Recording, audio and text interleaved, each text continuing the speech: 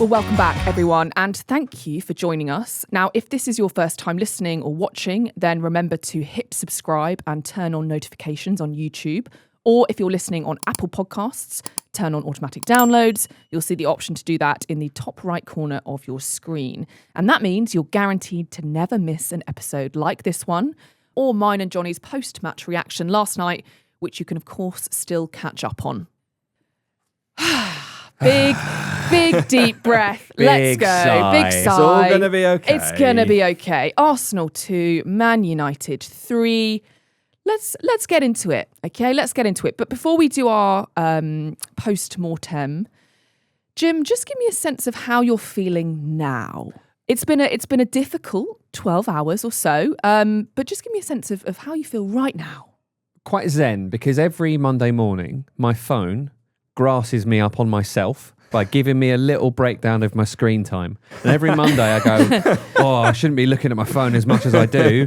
And after a result like that, I'm not going anywhere near my phone. I'm not going on Instagram. What was the I'm not damage going on this Twitter. week? It was about 4.5 hours, Yeah. some crazy amount a day.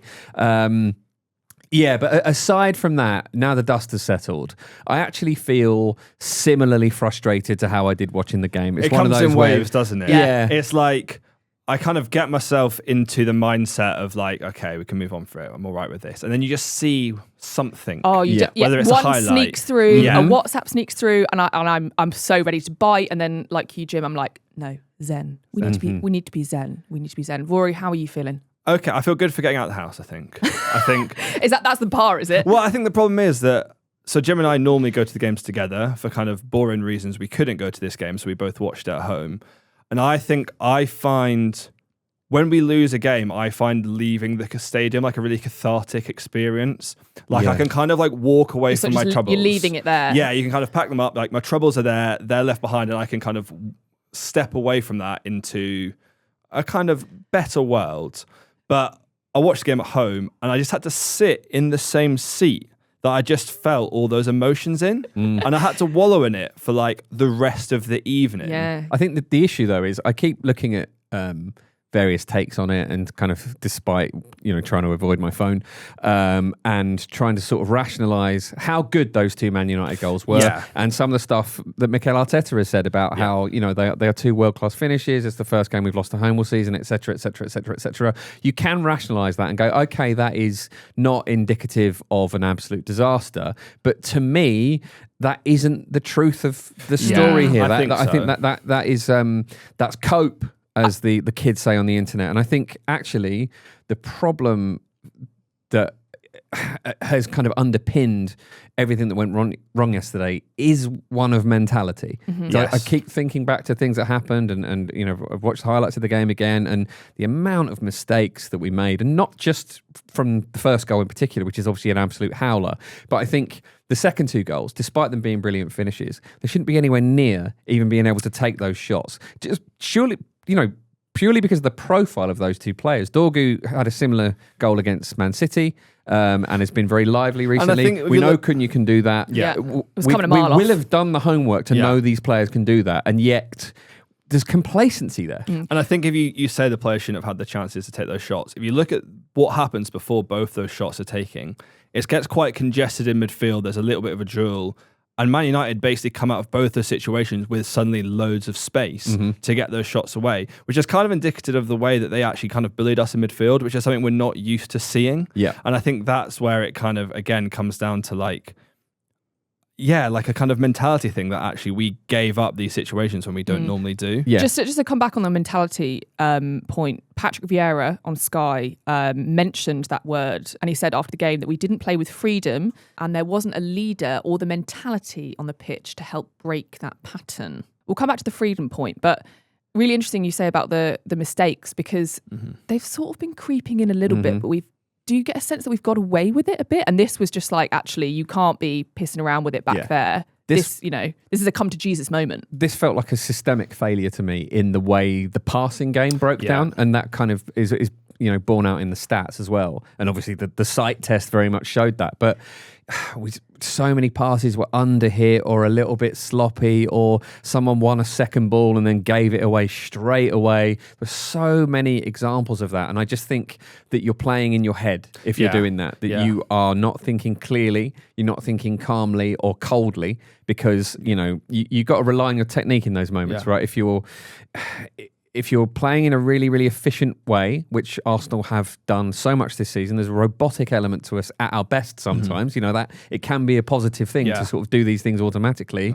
That just abandoned us completely. And Man United, they sense that, and they're smart enough, and they're under Carrick, despite such a small amount of time, they are geared up to take advantage of opponents' mistakes. They just let us beat ourselves. But I think you got to remember, the thing I'm keep remembering about this game is those first 30 minutes, which was completely different to that. And I think you're right, Jim and Large, to kind of say everything you've said, but that's not the whole game we're talking about. It's the second part of the game. And I think that is the weirdest thing for me, is the way that we completely changed after we scored a goal. The first 30 minutes was everything we're used to seeing from Arsenal from home, controlling where the game's played, controlling how the balls move around, kind of slowly amping up the pressure you're putting on the opposition and then hitting them kind of late-ish in the first half, sometimes early in the second half, and basically taking the game away. And I think for the first time I can really remember, it seemed like actually we scored that goal and then stepped off again. That was something we were kind of guilty of doing a few seasons ago. Definitely. But it's something that has been eradicated of our game over time. And it happened twice. Yeah, it happened 100%. twice.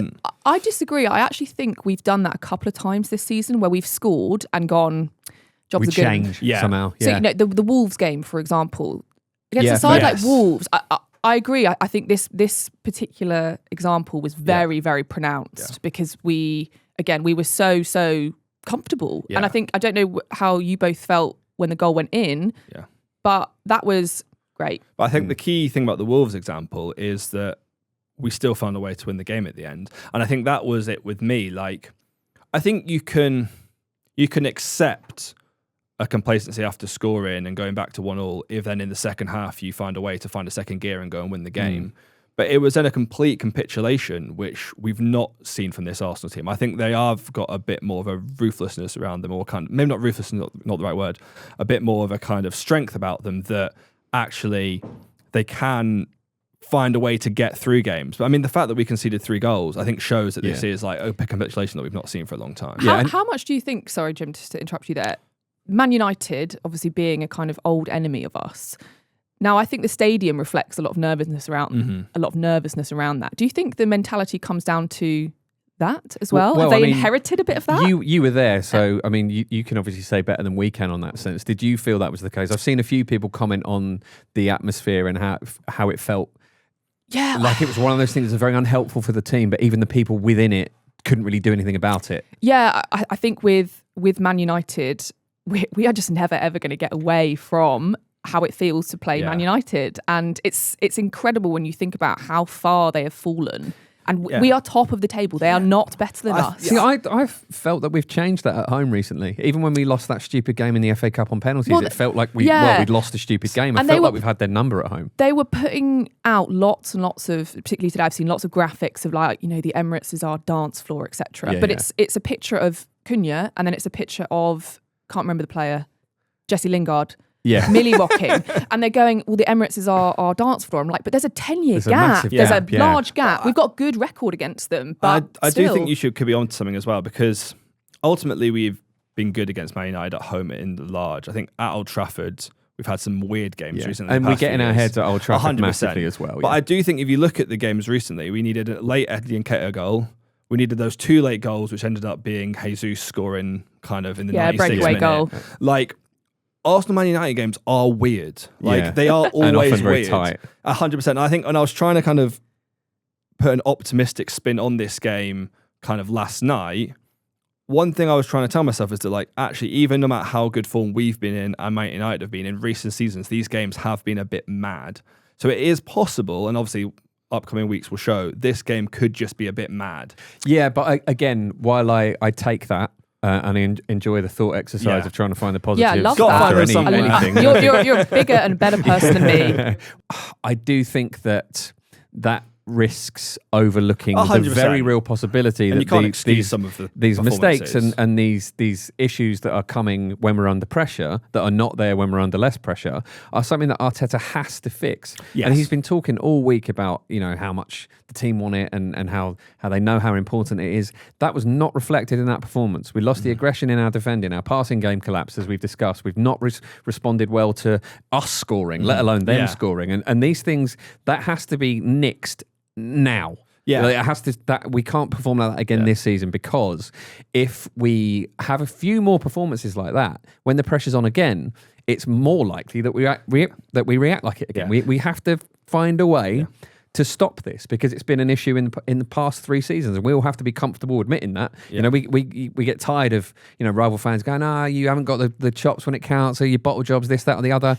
If you perform like this in a moment when you got the opportunity to extend your lead at the top, you have to accept that there is clearly an element of that. Yeah. There is clearly some sort of mental fragility that needs to be fixed. We've talked a bit about the defensive mistakes, but we conceded 3 goals. We only scored 2. And Jim, I don't know whether you felt like we were going to score, but it didn't really feel like anything was coming. And it feels like a continuation of a pattern that's been creeping in, that when these set pieces dry up, you're looking around and going, I'm not sure where this goal is coming from, which is a desperate situation to be in when you're chasing a goal against Man United. Yeah, I think our attacking patterns have become very stale, haven't they? And I think there's been a lot of talk about Bukayo Saka. I think this is now his longest run without a goal, 13 games. So that's it's not looking good. a bit of a concern, isn't it? not Although I looking think we've spoken recently about how I think Saka has had a bit been slightly over criticised in terms of his contributions, because he's been affecting games, not necessarily being the player with the final touch to get the assist or whatnot. But I think, you know, it is alarming that he's gone this long without a goal. But I think the symptom of that is that we're all hoping he's going to do something kind of out of the blue, some sort of lightning bolt of quality. And it suggests to me that there's maybe something wrong with how predictable our system is if we're hoping for someone to do something like outrageous. And there's a lot of players, a lot of our forward players are not scoring from open play. There's a drought there, and it is something that needs to be addressed. I think we really, really need to go back to basics, because we're not employing those basics, as we've touched on already a few times. What do you mean by basics? Just the shape, how we play, or the passing. Our pass success rate went off a cliff. Just good attacking play. I think my biggest concern this season, I kind of hate to bring up Gyökeres again, because I think we've done this conversation to death. But when people talk about it, my biggest worry about him is less the goals that he's scoring or not scoring. It's that I feel like when he's in the team, he's not making any players around him better. If anything, I think the players around his performances aren't as good. Where I think someone like Havertz or someone like Jesus, who've not always been prolific, I always feel like they're going to get the best out of everyone around them. And I think we're now seeing the end game of this, where we've been sticking with this for so long. And actually what's happened is that Saka's not as good as he's been. Odegaard's not as good as he's been. Trossard started the season as well, but now his numbers are drying up. Yeah. And I actually think I spoke about part of yesterday being good. The best part of it was the first 30 minutes when you had Jesus in there, who was being a bit of a terror and being a bit of what Jesus is good. And I don't think he had a brilliant game, but in the best part of the game we had, he was doing some of the stuff you expect him to do well. Yeah, I think so. I mean, Jesus was lively in terms of just being a bit more of a presence in the box, which is mad when you he just look gets at so many more touches. He's a Care Bear and Victor Gyökeres looks like a sort of Viking warlord. But there you go. I think, I think you're right. I think there is an element of perhaps that is why the attacking patterns have got stale, because they feel like options are quite limited. Definitely. I'm really tired of intricate attempts to slip in a fullback in the box when the fullback has then got so much to do, even if they can get to the ball. And I think that's just because the passing's been slightly off. A couple of thoughts on Man United and how they were set up, because Jim, when I looked at the lineup, I thought this looks quite defensive. There's going to be a time where there's sort of 6 at the back, and they're going to sit back and wait to hit us on the break. But I think that's reductive. I think they did a lot more in terms of the press and then hitting us sort of on the break. Yeah, no, I thought that they would approach the game very similarly to how they did the Man City game. And to a point they did, not necessarily in that they hit us on the break with such quick transitions, but they were really decisive when they had opportunities. And I think both of the goals that weren't from a ridiculous self-inflicted mistake by us that they scored are a result of that, where they just thought really, really quickly. And I think there was a patience to them actually, Yeah, where definitely. they kind of allowed us to annoy ourselves. Yes. And they were just decisive in those moments. And I think what Carrick's done is it's really straightforward, isn't it? They've got some really, really good players in there. Yeah. He's playing them to their strengths. Yeah. And he's essentially taken the pressure off and said, look, go out and attack. Don't worry about anything else. Like, it is essentially... It's annoying that it's worked. He's gone in there and he's simple, gone, it's yeah. Manchester United. That's how it feels. It's very simple, but Rory, very effective. And I think what they did well was they sensed blood and they were able to capitalize Yeah. on it. Like, they felt us ultimately drop off our quality, and they said, well, you know what, if you're going to do that, we're going to up everything. We're going to be really fast. We're going to be really decisive. That midfield of Casemiro, Mainu and Fernandes completely controlled the second half. I thought Fernandes was brilliant, and it pains me to admit it. And I think in terms of, we spoke a bit about Saka there, in terms of keeping him quiet, I thought Dorgu had a really good game. Not only kind of coming out and helping defensively, but also giving Saka something to think about in the other direction. Like, he's quickly turned into quite an effective player for them. Yeah, I think I've seen people say, oh, you know, it overly simplifies it to say that United are fresher and well rested, but it's not a factor. Yes, They look for sure. really, really fit and competitive, and you know that is surely because of the rest they're able to have. And we did score again, courtesy of Marino, who was brought on in those anger substitutions from Arteta. So I think it was about the 60th minute, Arteta had seen enough, and he sent on the cavalry to go and change the game. Now off comes some of our really big players, Odegaard, for example, and now Johnny was quite unhappy with that. But I don't know about you, Jim. I was quite kind of, whatever's going on the pitch at the moment isn't working. Yeah, it seemed a reasonable sub to me. I don't think he was influencing the game as much as you would have hoped. What I would like to see to address this, and this isn't a criticism of him directly, is I'd like to see Martin Odegaard come out of the team for a little while, because I think he's had a couple of performances where he's looked quite fatigued. And I think actually, to get the best of him, we need him fresh. I think Eza is not a player that influences the game off the bench, because he's kind of a moments player, right? Yeah. And that can be a positive, but if you restrict the amount of time he's on the pitch, then of course you restrict the amount of moments. He's got no rhythm. It's just Exactly. like go on and produce something out of And nowhere. some of our best performances this season have been with Eza in the team and with Marino up front. And what we have with Eza is he's a guy who shoots. He takes a lot of shots, and he doesn't Like always Cunha score. But Like Cunha, like but Man then United did. you get rebounds, and you get a bit of chaos in the Yeah. box, and you get something happening that is a little bit of an X factor and a little bit unpredictable. And this is not me saying, oh, Odegaard's terrible, he should be dropped. But I think we're in the kind of worst case scenario with both players at the moment, where Odegaard looks like he could use a bit of rest to be fresh, and Eza's got no rhythm, as you say. And there will be narrative about, but dropping your captain, you just have to be brave and do it. You're not dropping him, you're rotating him.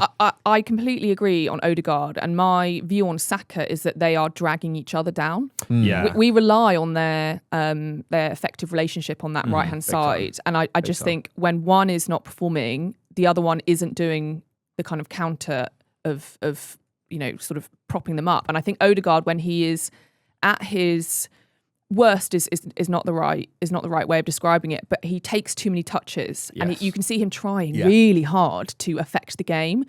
And I think what all that does is mean that the team drops off and they go back to double, triple marking Saka. He becomes ineffective, and it's like a vicious cycle of repeating itself. So I'm quite in favour of a bit of Odegaard on the bench, and I don't think that's a disaster. Well, he's at his best when he's fresh and he's thinking quickly, isn't he? Odegaard is one of those players where when he's having a good game, his football brain just looks so far ahead of most players and just absolutely magical. He'll try something really kind of intricate, and if it comes off, it's exceptional. But there were times yesterday, and it was the case against Forest as well, where he's a little bit ponderous, and he's trying to think of the thing to think of, and it's slowing the game down. Or there was a case yesterday he was dispossessed as a result of it, and I think there's nothing wrong in acknowledging that. I do think as well, like, if you take Odegaard out the team, there's a lot of chat about some sort of handbrake that may or may not exist. we are never going to get away from the handbrake this season. Someone's got the Everything's lever. automatic these I know, days. Yeah. literally. It's a button. It's not a full kind of stick like Also, the olden days. we might have the handbrake on, but we conceded 3 goals. Well, handbrake or no handbrake. Exactly. That's what I was saying last night to you guys on the WhatsApp group. But I think, all right. if you take steal my, yes, I've stolen what you said, but don't Sorry, out me on sorry. the. Let me steal your ideas and claim them for myself, please, Sorry. Rory. Yeah. Carry on. But I think with Odegaard, if you decide to swap him for Eze, I do think it's like an admission of you're maybe going to have less control. Because I do think the thing that Odegaard always brings, and now this is why Arteta loves him so much, and maybe why some fans get so frustrated by him, he's always going to give you control. And I do think there is a little bit of a disconnect between what Arteta wants and what the fans want to see. And I can understand completely, Jim, from a fan perspective, and I do feel this is sometimes myself as well, like, actually, you can understand why you cry out for someone like Eze, because he gives you those moments play, he gives you that X factor, and he gives you something a little bit more to hang your hat on than Odegaard, who can be, I said at his best, brilliant, but it is worse, a little bit ponderous, as you said, Laura. But my response to that would be that you've got Declan Rice and Martin Zubimendi in there as well, in front of what up to last night really has been a very, very sound defence. Yeah. And you've also got to factor in that it's not like Eze loses the ball every 10 seconds. He's got some sort of defensive quality himself. But I do think he takes a lot of risks, more so than anyone else, which means that at times he does seem to. Again, he's going to lose the ball more than someone like Odegaard would. And I do think, again, as long as you've got Zubimendi in there, I am largely fine. I know he didn't have a good game yesterday. And I think my biggest stress about the 4 angry Arteta substitutions was that in losing Zubimendi and Odegaard, you lost all control in that midfield. You had Mourinho, Eze, Rice, who are all sort of very abrasive players, and that's fine, but you kind of have too much of that, and then you don't have enough sort of yin to the yang. I think that's the kind of the problem there. We also, as you say, we like to play with control, but we can't do that without the ball. Yeah. And there was a long period last night where I was in my seat, and don't get me wrong, I'm not a big shouter, not a big shouting guy. But I was shouting things like, tackle him, put a foot in, win a header, like the real basics of football, where I think, as you said, we had Mourinho on, who I actually thought was probably one of the better ones. But we lost a lot of control. And I think that's what ultimately led to those 2 goals that we should have stopped. I said last night that I think this could be a season-defining defeat, which in the cold light of day feels a bit dramatic, but it's one of those ones that you can only say with hindsight. So the Aston Villa defeat 2 years ago. Yeah. We've had a tough January. We've had a tough January. Do you think that's fair, Jim, what I said? Or am I just being sensationalist? Well, I do, because it was a chance to maintain a 7-point lead, right? And we had a 7-point lead before, and then it got knocked down to 4 points again. And we managed to maintain a lead, but we've also blown bigger leads than this in the past. Like, are we going to drop 4 points this season? Absolutely we are, right? So you want to make that lead as big as possible. When you're playing last in a situation like that, it's the onus and the pressure is all on you. And, however you might reason it, it's a failure if you don't manage to do it. And if we end up going down the path we've been down so many times before of effectively being our own worst enemy, I mean, this is what that looks like. Like was it Patrick Timmins did a tweet that did the rounds a couple of weeks ago saying all 3 of Arsenal's rivals drop points this weekend: Man City, Aston Villa, and Arsenal. And that is this is a perfect example of that. It's such a widely shared opinion, but really it is. We are our own worst enemy, and definitely. Arsenal will stop Arsenal winning the league. 4 points is fine. Yeah, I mean, I think ultimately whether this defines our season, as you said, we find out in hindsight. And we are our own worst enemy. But I also think, like, it's time for all of us to just drink the Arsenal juice. Absolutely. And will this into existence. I know there's been a lot of there's been a feeling of negativity after the game, completely understandably. We all feel a bit crap about it. But let's go away, let's find a pillow, let's scream into it and let it all out.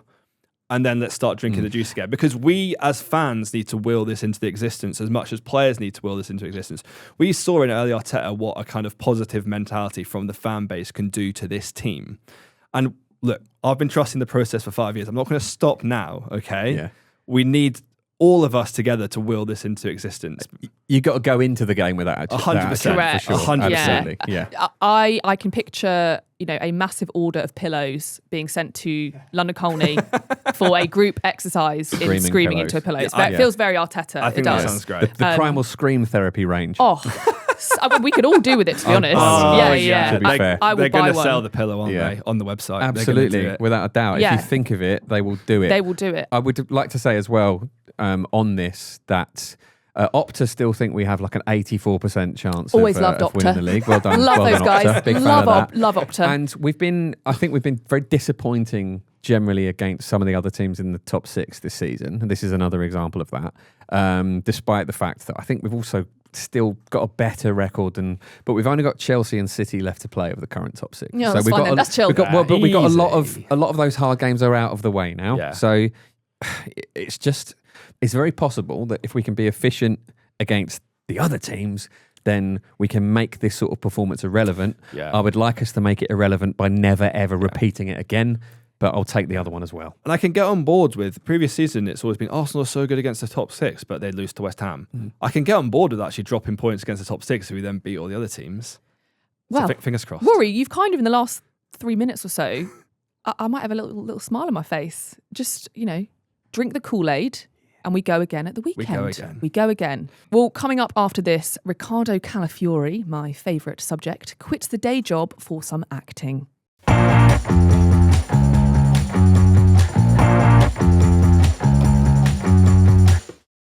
Welcome back to The Thing About Arsenal. Now, Jim, we've had some correspondence. We have. After all the superstition chat last week, Robert Marrett emailed us, show@thingaboutarsenal.com, if you want to do the same. I'm emailing not about a superstition per se, more about a person who is superstition incarnate. A founding member of our Arsenal group chat called Mikey is a regular match attendee and international man of mystery. The photos I've attached with this email show him at the Arsenal Women's Champions League celebrations, attending a fan protest, and appearing on an episode of The Repair Shop this summer where he brought in his granddad's actual seats from Highbury. Lovely stuff as well. Lovely to behold.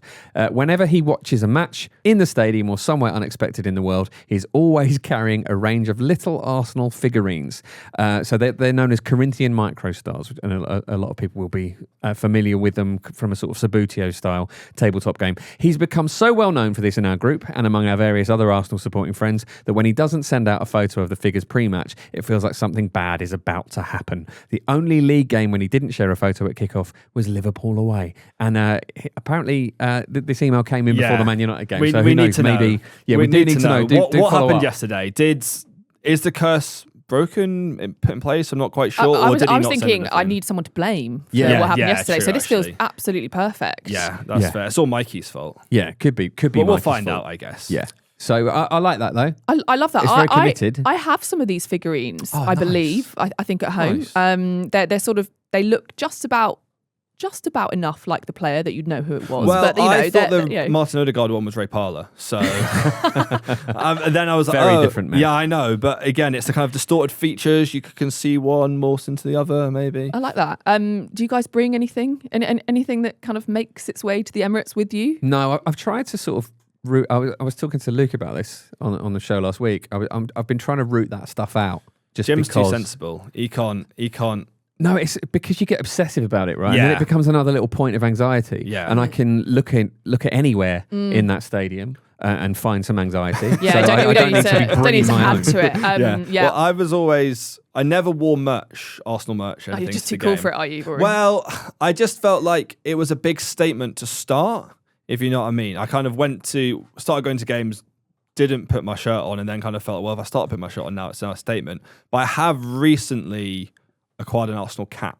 Oh, we're starting very small. Well, this is like my gateway merch, I think, because I've always been a big cap wearer anyway. So it kind of felt like a kind of easy transition into the Arsenal merchandising realm. I love this notion that it's too kind of it's not cool to wear a shirt to an Arsenal match. Yeah, you're just like, it's a bit beggy. Do you know what I mean? I want to start with a cap. Well, I think put me on, Mikhail. Put me on. There are grown men wearing full tracksuits, Rory. Like I know that there's a spectrum to this, but I feel like we could go maybe a bit. Yeah, bigger well, than a cap. again, Rome wasn't built in a day. You know, Yeah. We got the cap. See how we go, because it's as Jim said, there's anxiety in everything. So I'm worried that if I then wear the shirt and we don't win, it's my fault. Well, then you it's burn it. It's quite simple. Poor association, isn't there? Because I do think the best thing, and this is why I felt so anxious yesterday, the best thing about going to football matches is the feeling that you can in some way control the game. Like I could, in theory, from the second tier, run on the pitch and slide tackle Bruno Fernandes as he goes to on goal. Like that is an option. Yeah. Probably leave a bit in as well. Exactly, of course, as you would expect. But I then think that you have some sort of influence, and maybe Yeah. putting the shot on would have a negative influence. That's interesting. I'm reaching the level of delusion with Arsenal that I think that if Arsenal let me give Victor Gyökeres a pre-match chat, I think I could change him. I really do. You know, let's I'm make like, that happen. I could have a chat with Victor and it would change things for him. Like that's the level of delusion that I've reached. On the subject of Adidas and merch, they have a new advert out. So they've dropped a new advert featuring Noni Madueke, Miles Lewis-Skelly, Alessio Russo, Martinelli, and a starring role for Riccardo Calafiori. Got it under control. Z is on it. Ah, perché non l'hai detto subito? It's what we all want. It is what we all want. Calafiori in a dressing gown. Yeah. What more could there possibly be? He's to having a life? little coffee, isn't he, as well, if I remember rightly? Yeah. It's a good advert, actually. It is. I didn't quite get the narrative. Like, So- there's two teams, but I couldn't. It was hard to work out who was on what team at times. Well, so it's because is it F50s? Yes. Is that it? So Yeah. it's Adidas have got the Predator boot and the F50 boot, so they've done two separate sets of adverts where it's essentially as if they're two rival gangs. Yes. In a quite. Is it quite tasteless to parody gang culture in a Always a in good something advert when you have this? to explain a little it. bit. Or do I not have It's to a little worry bit about like it? Snatch. Yeah, Isn't yeah. it? It's a little bit kind of Lock, stock, and all that. sort of slightly cartoonish, Yeah. heisty, gangstery stuff where these two Yeah. different crews getting their gear together. And yeah, I think it's a pretty good performance from Riccardo Calafiori. I think it's and Noni's pretty good as Noni's well. Noni's very great. good. Noni Very- gets the most screen time. Yeah. Despite Calafiori being the boss, which maybe makes sense. I mean, Noni's just cool, isn't he? He is cool. And the point of these adverts is obviously to sell football boots. And Yes. I have no business buying football boots. And yet. And yet, Alessia And Russo has yet- no business acting, but she gave Well, it a go. So. Oh, Rory. I mean, Come on. yeah, come it's not the best, She didn't but- have her heart in it. No, but I think she sounds like a psychopath. Yeah. She sounds really cold in it, purely because it's kind of Fine, it's very, okay. very emotionless. Which, Maybe I'm underestimating her, which nobody should do, by the way. 100%. There was some good news this weekend. There was some good news.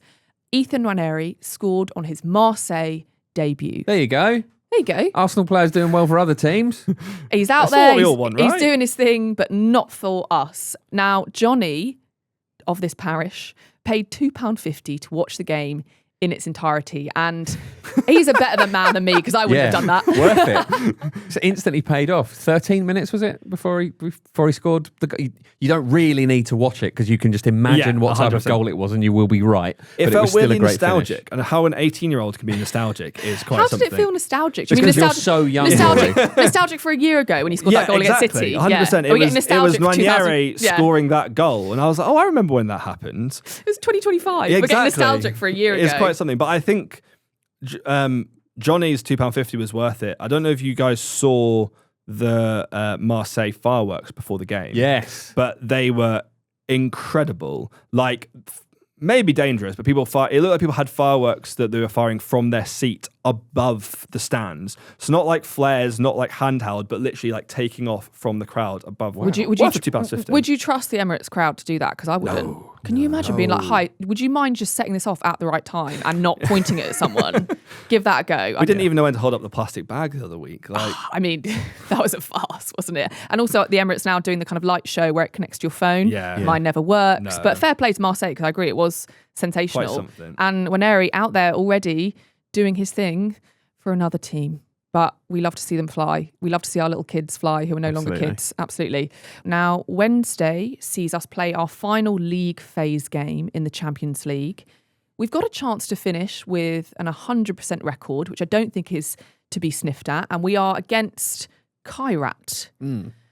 What do you know about Kairat, Jim? What do they play? What formation do they play? How do they set up as a team? They play a quite traditional 11. And that is the insight Yes. that you'll listen for. That's exactly what it is. Rory, you familiar with Kairat at all? I know they brought 10 fans to Copenhagen. So I'm really interested to see how many fans they bring to London. I'm interested to see how many fans Arsenal Well, yeah, bring to the I'm stadium. a bit concerned about that. But, well, yeah, I think it's going to be an interesting one to see how this game goes off the back of the Man United game. There's a part to say, well, a game hopefully we can ease a victory will just be a kind of nice palate cleanser. But I'm also worried a little bit that these Champions League nights can have a little bit of a weird atmosphere at the best of time anyway. They can be a little bit flat. We've got a couple of players suspended, so it's probably going to be a bit of a rotated team. I think the stadium's probably not going to be full. There's loads of tickets available for resale right now. So that, for me, I worry that could be a little bit of a perfect storm of actually it just ends up being a bit of like a non-affair. And we don't need that at the moment. No, like it kind we of feels like we could actually do without this sort of in the middle. But at the same time, in terms of a game that you could do without, is there a better set of circumstances in which to be playing this game? Yeah, no, because, I get that. They've got a single point, I believe, Yeah. Kairat, and even if we don't win the game through some absurd circumstances, maybe we get a couple of players sent off or some mad thing happens. Rory runs on. Exactly.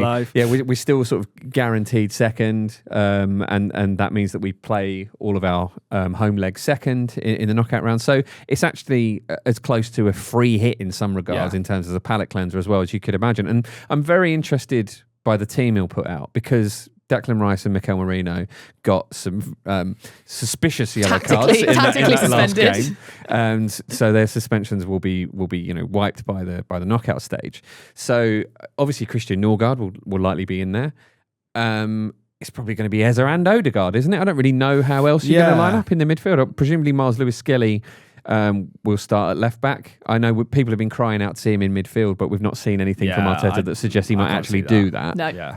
So it's going to be an interesting lineup. That's but a dream, I think, that one. That's never going to happen. And I think, again, I do agree with you, Jim, that this is a type of game that is a free hit.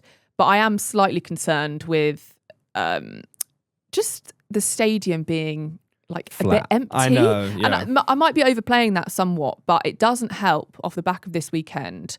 Again, I don't really care what the rivals say, whatever. But having that many tickets available, people going, I can't really be asked, even though we are, 3 points and 5 goals above Bayern Munich. You're in second. Yeah. Do people care about the 100% winning record? I think they do. I think they do. I do. I definitely think it's something to like get behind and be proud of because that's a really big achievement. We've beat a couple of really good teams to get there. And I do think like it is a free hit in one sense, as Jim said, but I also, there is something to be said for actually this is the time to just go and, stamp our authority, it's all about getting the vibes back, right? Yeah. We've got to get the vibes back and beating Kairat, hopefully quite comfortably, and saying, look, we've gone 100% in the group stage is a really impactful way of doing that. Yeah, and if you're going to kind of change something about the way the team's playing, I know there's going to be a different set of personnel, but they're all going to be instructed to play in the same way. This is a good opportunity to do it. Yeah. I think go all out. Tifo, fireworks display. Just go nuts. Handheld fireworks this time. Yeah. I have noticed after any game show. Pitbull. Get him in. After any game where we've had fireworks, I've always noticed the next game, no matter who against, has also had fireworks. And it has felt a bit like they've had a few left over. Yeah, definitely. So I think you might actually see some fireworks. Maybe there's sort of minimum order quantities that you Yes. get, and they're like, actually, you need to order. It's going to go out of date. We've got to use them. Absolutely. Well, why not? Tifo, fireworks. As long as it's not the PSG Tifo. Like, they've not just dragged out a couple of I chips. wonder- Maybe they could burn it. Maybe they could burn that before the Burn game. it. I wonder where that is. Do you know what? I was thinking about this the other day. Like, is it just in a shed somewhere? lock-up somewhere, Just yeah. folded up, sad, smelly. Maybe that became the plastic bags. They cut it up Yeah. into the plastic bags. Very for good for the the stadium display. environment as well. I'd respect it. Reusing things. Well, fireworks, 10-0, happy days, off we go. Right. Job done. Job's a good one. Before we go, it's time for Rate My Seat. This is where we ask you, the Arsenal fans in the UK and all over the world, to tell us where you watched the game at the weekend, and then we will give it a score out of 100. Wherever you've been, we want to know.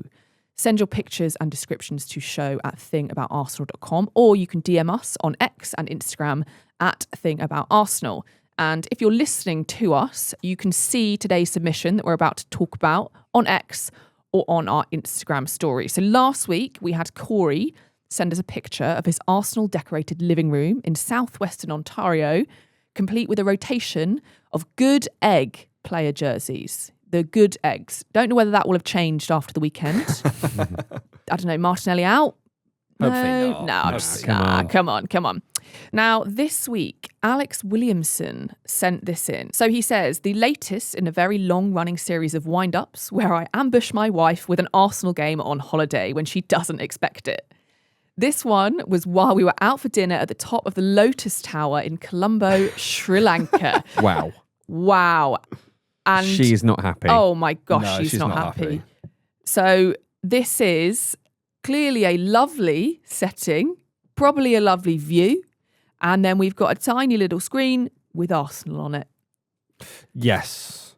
I feel torn about this Oh, go on. because I'm someone who's ended up out and about when also playing a big game and having to resort to watching it on my phone. I'm not against that. You know, we have lives as well. Needs must. You might do, I don't. Well, yeah, fair enough. But you got to get your partner on board. Surely you got to. As in, you think he should share the screen so she can see it as well? Yeah, I think so. And he says, as a bonus, my favourite one of these was pulling up last season's North London derby at Spurs while on a sunrise walk at the Grand Canyon.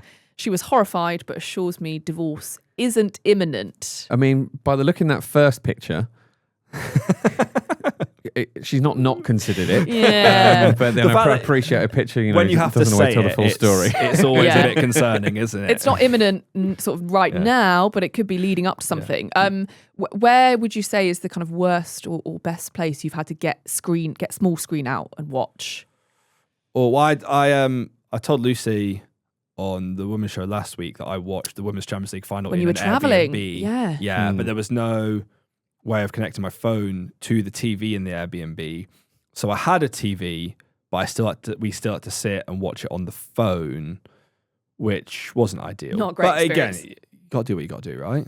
I can only remember doing this, and we were watching the Ashes. So Yes. my husband is Australian, unfortunately, and dear. it was 2023, so when we were playing here, and we were out for dinner, and he was watching Australia, you know, very Batter England, menacingly presumably. go towards a win. And I'd suddenly decided that at that point, I thought it was really rude to have your phone out on the table. And I was like, actually, I'm really sorry, but we're not doing this. But I've been this person a few times before, I think. I'm going to give this a 77, just because the Grand Canyon's in there, right? Yeah. And obviously you're watching on a phone, but you're not going to take a flat screen TV to the Grand Canyon, are you? So you've got to be a bit of give and take somewhere. His partner seems relatively on side. Grand Canyon one, definitely. I could even give that an 81. Like, that's brilliant. I'd argue she is looking at the phone. Yeah, exactly. She's into it. It's a beautiful place, but you can't miss the Arsenal game. You get to enjoy both things at once. I've got a lot of time for that. The other one at the top of the Schlangen's Hotel, that's more like a kind of 40, 50. Right. It's 47, just below average. Because I respect that you're watching the game, but I think you should try include your partner in this. Or at least get her consent. Or at just, least just get her put consent. the phone on the side so you can both Exactly, see yeah. it. You can both enjoy it. So sort of high from Jim, bit of high, bit of low from you. I'm going to go really high with this one. I just like the bit. I love the contrast between the two. So I'm going to go really high. I'm going to go 90. 90? That Grand Canyon Wow. one. I I mean, really Grand like Canyon is it, Alex. spectacular. Yeah, I respect that. Having been to the Grand for Canyon sure. myself, I did think, do you know what this needs? A North London derby. Oh, yes. This needs a North London derby. Well, Alex, thank you very much for your submission. And we do hope that your statement of divorce is not imminent carries on. So wherever you're watching the game next weekend, win, lose or draw, we want to know about it. So do send us a picture with a short description to show@thingaboutarsenal.com, or you can DM us on Instagram @thingaboutarsenal or X @aboutarsenalpod. The more unusual, the better, and it's always nice to have the story with it too. And we will share our favourite on our socials and then rate them brutally, kindly, whatever we fancy on next Monday's episode. Rory, Jim, thank you. Thank you for being with us on this episode of The Thing About Arsenal. It's been a tough one, but It has. we're 4 points clear. Yeah, exactly. Drink the Kool-Aid. Drink the Drink the Kool-Aid. Drink the Arsenal Kool-Aid. Well, Rory and I are back tomorrow for all things Arsenal women. Rory, what have we got coming up on this show? A slightly different vibe. I know. I was going to say, a look, bit of a contrast. if we haven't cheered you up yet, don't worry. Join us again tomorrow. We battered Chelsea at Stamford Bridge.